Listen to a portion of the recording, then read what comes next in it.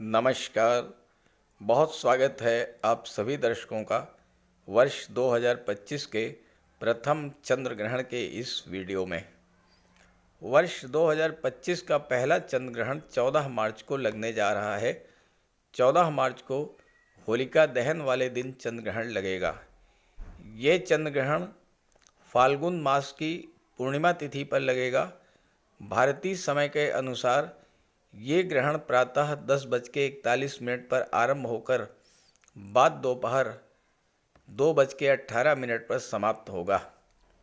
ज्योतिषीय दृष्टिकोण से ये ग्रहण सिंह राशि और उत्तरा फाल्गुनी नक्षत्र में लगेगा। ग्रहण के दिन चंद्रमा से सप्तम भाव में सूर्य और शनि विराजमान होंगे और चंद्रमा पर सूर्य और शनि की पूर्ण दृष्टि पड़ेगी। ये खग्रास चंद्र ग्रहण है जो भारत में दिखाई नहीं पड़ेगा। भारत में सूतक मान्य भी नहीं होगा। ये चंद्र ग्रहण ऑस्ट्रेलिया, यूरोप, अफ्रीका, उत्तरी और दक्षिणी अमेरिका के कुछ भागों में, पूर्वी एशिया और अंटार्कटिका क्षेत्र में सहज दृश्य होगा। ये बहुत बड़ा भ्रम है कि ग्रहण दिखाई नहीं देगा तो उसका प्रभाव नहीं पड़ेगा। भले ही ये चंद्र ग्रहण भारत में दिखाई पड़े या ना दिखाई पड़े, लेकिन ग्रहण के समय जो रेडिएशंस निकलते हैं, जो विकिरण उत्सर्जित होते हैं, जो ग्रह स्थितियां बनती हैं, उनका प्रभाव तो पड़ता ही है। इसलिए चंद्र ग्रहण से एक सप्ताह पूर्व और एक सप्ताह बाद तक विशेष सावधानी बरतनी होगी और उपाय तो करना ही होगा। चंद्रमा है हमारा मन, हमारी इमोशंस, हमारी भावनाएं। चंद्रमा माता का स्वरूप है। जब चंद्र ग्रहण लगेगा तो केतु के प्रभाव से ग्रहण लगेगा। शनि की दृष्टि पड़ने से विष योग बनेगा। साथ ही साथ राहु बुध शुक्र से षडाष्टक योग का संबंध बनेगा। ऐसे में चंद्रमा बहुत अधिक पीड़ित होंगे और जब चंद्रमा पीड़ित होंगे तो हम भी मानसिक रूप से बहुत अधिक पीड़ित महसूस करेंगे। हमारी भावनाएं, हमारा मन, हमारे इमोशंस पर बहुत अधिक नकारात्मक प्रभाव पड़ेगा। इसलिए चंद्र ग्रहण से एक सप्ताह पूर्व और एक सप्ताह पश्चात तक विशेष सावधान रहना होगा और लगातार उपाय करते रहना होगा। तो वृषभ राशि पर इस ग्रहण का क्या प्रभाव पड़ेगा, इसी का विश्लेषण करेंगे इस वीडियो में। ये विश्लेषण आपकी चंद्र राशि के आधार पर किया जा रहा है और वीडियो के अंत में मैं आपको गर्भवती माताओं के लिए उपाय और सावधानियों पर भी चर्चा करूंगा। एक कुंडली के माध्यम से मैं आपको 14 मार्च की ग्रह स्थिति समझा रहा हूं। देखिए, चंद्रमा सिंह राशि में गोचर कर रहे हैं और चंद्रमा के ठीक सामने सूर्य और शनि का गोचर है कुंभ राशि में। चंद्रमा पर सूर्य और शनि दोनों की सीधी दृष्टि पड़ रही है। शनि की दृष्टि पड़ने के कारण विष योग बनेगा। ग्रहण के समय चंद्रमा का अंश बल है 28 डिग्री, यानी चंद्रमा बहुत अधिक कमजोर स्थिति में हैं।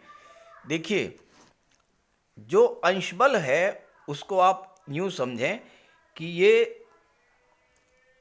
यहाँ पर 0 डिग्री है, यहाँ पर 30 डिग्री है और यहाँ पर 12 डिग्री है और यहाँ पर 18 डिग्री है। तो 12 डिग्री से 18 डिग्री तक अंश बल अगर है तो कोई भी ग्रह मजबूत होता है। इसके पहले या उसके बाद कमज़ोर होता है। अब 0 डिग्री पर है तो बाल्य अवस्था हो गई, 30 डिग्री पर है तो मृत अवस्था हो गई। तो चंद्रमा वैसे भी बहुत अधिक कमज़ोर स्थिति में है इस समय। दूसरे, शनि का प्रभाव। तीसरे, केतु का प्रभाव। केतु के प्रभाव से ग्रहण लग रहा है। केतु कन्या राशि में गोचर कर रहे हैं और एक खराब स्थिति और बन रही है और वो ये है कि बुध, शुक्र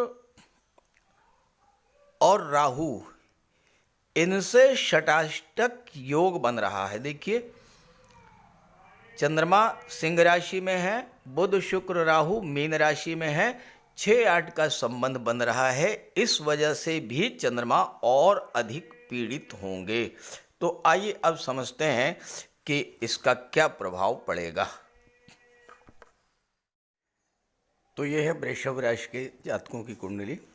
आपके लग्न के स्वामी हैं दैत्य गुरु शुक्र, जो कि लाभ के भाव में बैठे हैं अपनी उच्च की राशि में बुध और राहु के साथ। लग्न में गुरु का गोचर है, धन के भाव में मंगल हैं, पंचम भाव में केतु हैं, सूर्य और शनि दशम भाव में हैं, चंद्रमा चौथे भाव में रहेंगे 14 मार्च 2025 को। केतु के प्रभाव से ग्रहण लग रहा है। केतु क्या है? केतु हैं डिटैचमेंट के कारक, अलगाव के कारक, दूरी के कारक। केतु हैं विघ्न बाधाओं के कारक और रुकावटों के कारक। चंद्रमा पर केतु का प्रभाव रहेगा, चंद्रमा पर शनि का प्रभाव रहेगा तो विष योग बनेगा। शुक्र बुध राहु से चंद्रमा का 6-8 का संबंध बन रहा है। देखिए, काउंट कीजिए, 1 2 3 4 5 6। छठे स्थान पर चंद्रमा और चंद्रमा से अष्टम पर है शुक्र बुध और राहु, तो षडाष्टक दोष बना। ज्योतिष शास्त्र में 6-8 का संबंध बहुत खराब संबंध माना जाता है। जिन ग्रहों के बीच ये संबंध बनता है वो ग्रह शुभ फल नहीं दे पाते, उनके अशुभ फल ही प्राप्त होते हैं। तो इस तरह से चंद्रमा बहुत ज़्यादा पीड़ित होंगे ग्रहण के समय। ये पहली बार ऐसी स्थिति बन रही है कि शुक्र बुध राहु का भी प्रभाव चंद्रमा पर पड़ रहा है। अन्यथा तो केतु के प्रभाव से ही चंद्रमा का ग्रहण लग जाता था, ना तो शनि का कोई प्रभाव होता था, ना ही शुक्र बुध राहु का। ये 2025 में बिल्कुल अलग तरीके का ग्रहण आपकी लगने जा रहा है। अब देखिए होगा क्या। जैसा मैंने आपको बताया कि 1 सप्ताह पूर्व और 1 सप्ताह बाद आपको बहुत सावधान रहना होगा। ऐसा क्यों है? ऐसा इसलिए है कि 9 मार्च को चंद्रमा कर्क राशि में आएंगे, तीसरे भाव में। यहाँ शनि से षडाष्टक दोष बनेगा। शनि से छठे स्थान पर होंगे चंद्रमा और चंद्रमा से 8वें पर होंगे शनि। यहाँ 6-8 का संबंध बना। इसके बाद 14 मार्च को तो सीधा संबंध बन रहा है, सप्तम संबंध। और इसके बाद 17 मार्च तक चंद्रमा रहेंगे कन्या राशि में। तो जब कन्या राशि में रहेंगे तो यहाँ भी शनि से 6-8 का संबंध बनेगा। शनि से 6वें स्थान पर चंद्रमा और चंद्रमा से 8वें स्थान पर शनि रहेंगे। तो इस तरह से 9 मार्च से लेकर के 17 मार्च के बीच का जो गोचर काल है, इसमें आपको बेहद सावधान रहना होगा। अब आप ये समझें कि किस तरह की समस्याएं आपके जीवन में आ सकती हैं। देखिए, पहली बात तो ये है कि कुंडली का दशम भाव और चतुर्थ भाव, दोनों ही भाव पीड़ित होगा, क्योंकि चंद्रमा की दृष्टि दशम भाव पर पड़ेगी, शनि सूर्य की दृष्टि चौथे भाव पर पड़ रही है। दशम भाव जब पीड़ित होगा तो अपने कार्य व्यवसाय को लेकर के, नौकरी रोजगार को लेकर के आपके मन में चिंताएं बढ़ेंगी। हो सकता है कि आप जिस गति से कार्य करना चाहते हैं उस गति से आपका कार्य ना हो पाए। ये भी हो सकता है कि चूंकि यहाँ पर सूर्य हैं तो गवर्नमेंट की तरफ से आपके कार्यों में किसी तरह की कोई बाधा उत्पन्न की जाए।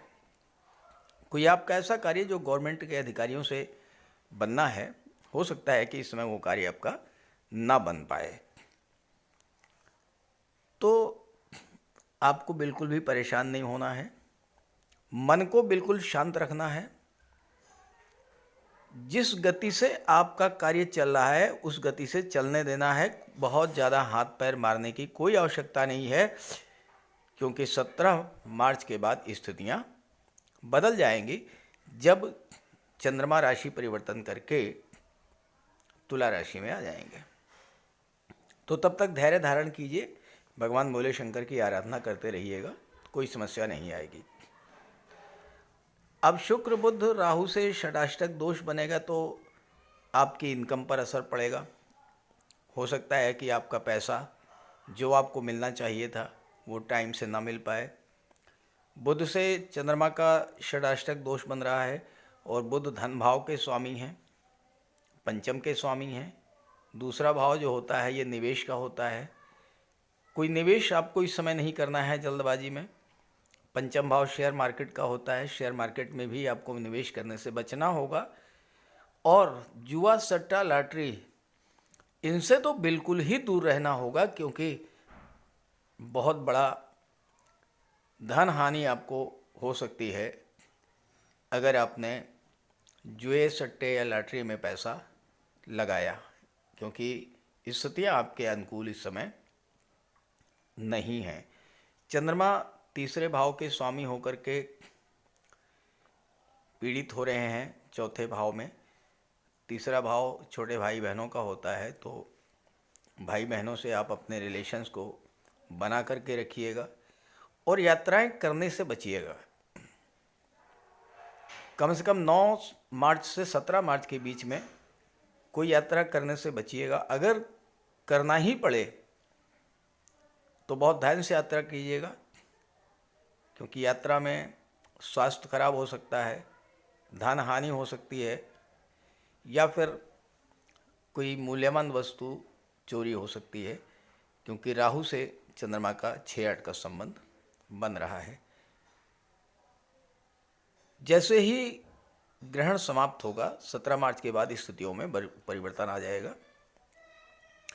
ग्रहण के दिन आपके लिए एक मैं बहुत अच्छा सा उपाय बता दे रहा हूँ, वो ज़रूर कीजिएगा।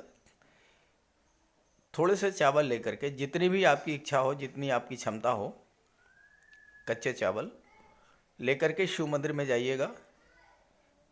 एक माला भगवान भोले शंकर की आराधना कीजिएगा, ओम नमः शिवाय की एक माला जाप कीजिएगा और चावल मंदिर में दान करके चले आइएगा ग्रहण के दिन 11 बजे से 2 बजे के बीच में। तो आपके जीवन में ग्रहण को लेकर के आपको, आपके परिवार को किसी तरह की समस्या का सामना नहीं करना पड़ेगा। जैसे ही 17 मार्च बीतेगा उसके बाद जो स्थितियाँ थीं उनमें तेज़ी के साथ सुधार आना शुरू हो जाएगा। घर परिवार में भी तनाव की स्थितियाँ बन सकती हैं, इसमें भी 17 मार्च के बाद ही सुधार आएगा। और माता का स्वास्थ्य भी खराब हो सकता है, तो माता के स्वास्थ्य का विशेष ध्यान रखिएगा। और गर्भवती माताओं के लिए जो उपाय बताने जा रहा हूँ उन उपायों को भी कीजिएगा। तो बात करते हैं उपायों पर। तो सबसे पहले ये समझते हैं कि ग्रहण के दौरान हमें क्या करना चाहिए और क्या नहीं करना चाहिए। ग्रहण के दौरान चंद्र ग्रहण है तो सूतक काल 9 घंटे पहले शुरू हो जाता है, तो 9 घंटे पहले ही पूजा वाले स्थान को ढक दें, मंदिर के कपाट बंद कर दें। और अगर घर में पूजा स्थल है तो पूजा स्थल को पर्दे से ढक दीजिए और सूतक काल में कोई पूजा पाठ नहीं करना चाहिए। भूल करके भी देवी देवताओं की पूजा ना करें। ग्रहण के दौरान भोजन करने से बचना चाहिए। हाँ, अगर गर्भवती महिला हैं, बालक हैं, वृद्ध हैं, तो उनको वो भोजन दिया जा सकता है जिसमें पहले से ही तुलसी के पत्ते पड़े हुए हैं। चंद्र ग्रहण के समय भगवान विष्णु के मंत्रों का जाप कीजिए और महामृत्युंजय मंत्र के जाप को करने से विशेष लाभ मिलता है। गर्भवती महिलाओं को ग्रहण के दौरान विशेष सावधानी बरतनी चाहिए। उन्हें घर से बाहर नहीं निकलना चाहिए और न ही ग्रहण को देखना चाहिए। गर्भवती महिलाओं को ग्रहण के समय नुकीली चीज़ों का प्रयोग नहीं करना चाहिए और सुनसान जगहों पर अकेले नहीं जाना चाहिए। चंद्रग्रहण के दौरान कैंची, चाकू, सुई इस तरह की चीज़ों से आपको बहुत दूर रहना है। ग्रहण के समाप्ति के बाद घर और पूजा स्थल को गंगा जल का छिड़काव करके शुद्ध कर लेना चाहिए। ये तो रही ग्रहण के दौरान किए जाने वाले कार्य।